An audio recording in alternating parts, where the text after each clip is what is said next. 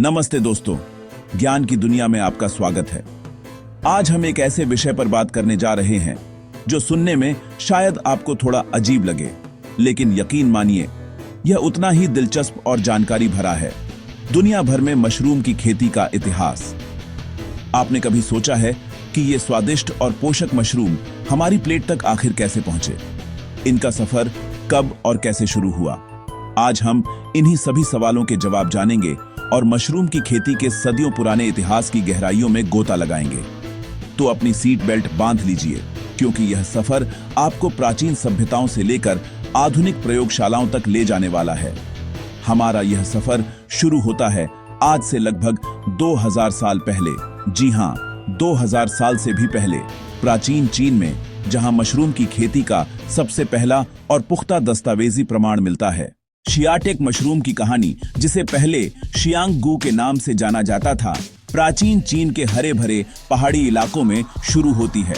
ऐतिहासिक रिकॉर्ड इसकी खेती का पता सांग राजवंश लगभग 1100 ईसा पूर्व में लगाते हैं।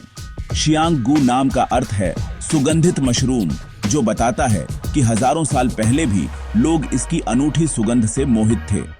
किंवदंती है कि वो सांड कुंग नामक एक लकड़हारे ने इस तकनीक की खोज की थी, जब उसने देखा कि शी नामक एक विशेष पेड़ के गिरे हुए लट्ठों पर ये मशरूम उगते हैं। यह एक नए कृषि युग की शुरुआत थी। शुरुआती तरीका अपनी सादगी में बहुत सरल था। किसान उन पेड़ों के लट्ठों की तलाश करते थे जहां शीटेक प्राकृतिक रूप से उगता था। फिर वे ताजे लट्ठों में खांचे काटते और उन्हें पहले से मशरूम वाले लट्ठों के बगल में रख देते, इस उम्मीद में कि बीजाणु स्थानांतरित हो जाएंगे। इस तकनीक में लट्ठों को पानी में भिगोना और फिर उन्हें उत्तेजित करने के लिए पीटना शामिल था, ताकि माइसीलियम की वृद्धि को बढ़ावा मिले। फिर वे इन लट्ठों को ध्यान से छायादार और नम क्षेत्रों में रखते थे, जो मशरूम के प्राकृतिक वन आवास की नकल करता था। यह एक जंगली खाद्य स्रोत को एक विश्वसनीय फसल में बदलने की दिशा में एक बड़ा कदम था। हालांकि यह तरीका आज हमें आदिम लग सकता है, लेकिन यह एक क्रांतिकारी कदम था। इसने जंगली मशरूम को केवल इकट्ठा करने से लेकर उन्हें सक्रिय रूप से उगाने तक के सफर को चिह्नित किया। यह मौलिक समझ कि मशरूम को एक विशिष्ट सबस्ट्रेट, नमी और छाया की आवश्यकता होती है, भविष्य की सभी मशरूम खेती तकनीकों का आधार बनी। यह माइकोकल्चर यानी कवक की खेती का जन्म था। चीन से यह ज्ञान धीरे धीरे समुद्र पार करके जापान पहुंचा, जहां शीटेक की खेती एक कला का रूप बन गई। यहां मशरूम को उसकी गुणवत्ता और रूप के आधार पर नए नाम मिले।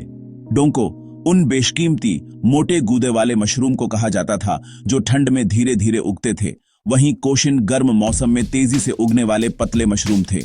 जापानी किसानों ने चीनी तरीकों की सिर्फ नकल नहीं की, उन्होंने उन्हें बड़ी सटीकता के साथ सुधारा। उन्होंने लकड़ी के लट्ठों के चयन की प्रक्रिया को बेहतर बनाया और अधिक नियंत्रित वातावरण विकसित किया, जिससे शीटेक की खेती को एक नया मुकाम मिला और यह सदियों तक उनके भोजन और अर्थव्यवस्था का एक महत्वपूर्ण हिस्सा बन गया। अब एशिया की प्राचीन लकड़ियों और सदियों पुरानी परंपराओं से निकलकर हम पश्चिम की ओर यात्रा करते हैं। यूरोप में मशरूम की खेती का इतिहास थोड़ा बाद में शुरू हुआ, लेकिन इसकी कहानी भी उतनी ही आकर्षक और महत्वपूर्ण है। 17वीं शताब्दी में फ्रांस में बटन मशरूम, जिसे हम आज सबसे आम मशरूम मानते हैं, की खेती शुरू हुई। कहानी कुछ ऐसी है कि पेरिस के पास एक किसान ने एक्सीडेंटली यानी गलती से अपनी खाद के ढेर पर कुछ मशरूम उगते हुए देखे। उसने देखा कि ये मशरूम बड़े और स्वादिष्ट थे। यहीं से बटन मशरूम की खेती की शुरुआत हुई। जल्द ही पेरिस के आसपास की भूमिगत खदानें और गुफाएं मशरूम की खेती के लिए आदर्श स्थान बन गईं, क्योंकि वहां तापमान और आर्द्रता नियंत्रित रहती थी। फ्रांसीसी किसानों ने मशरूम उगाने के लिए खाद और घोड़े की लीद का इस्तेमाल किया, जिससे मशरूम को बढ़ने के लिए जरूरी पोषक तत्व मिलते थे।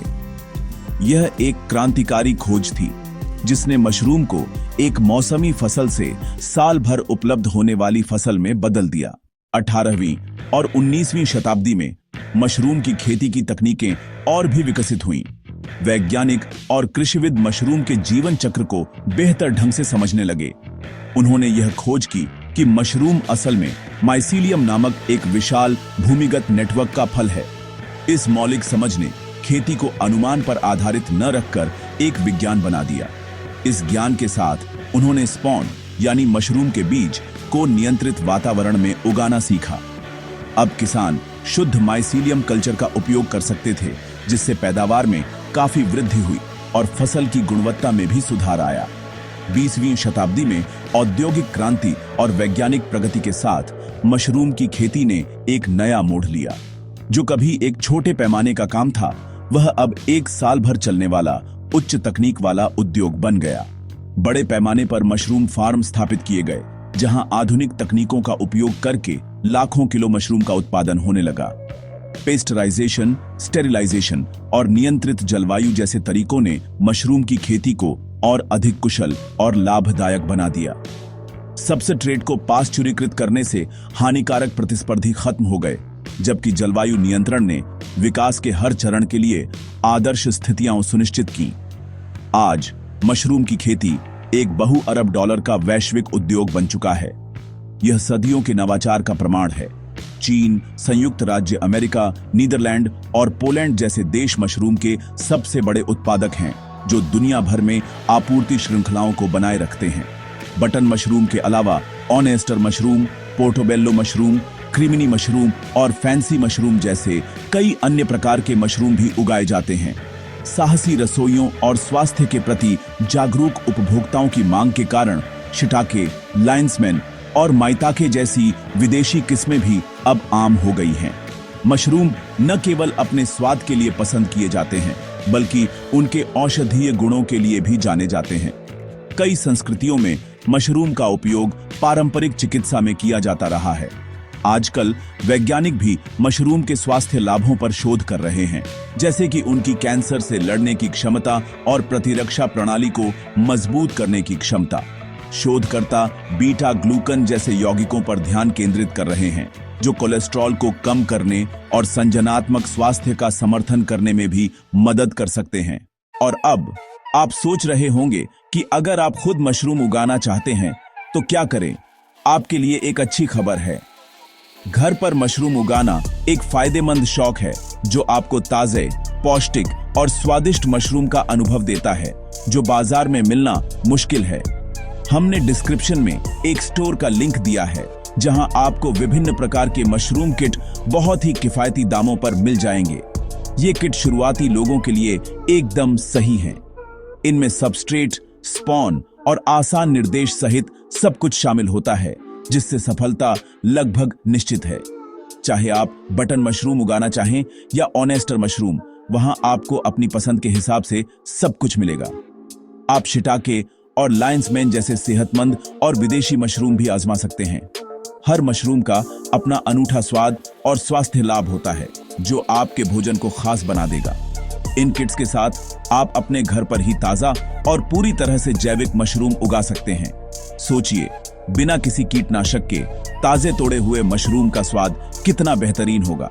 यह फार्म टू टेबल का अनुभव है, जो बाजार के मशरूम से कहीं ज्यादा ताजा और पौष्टिक होता है।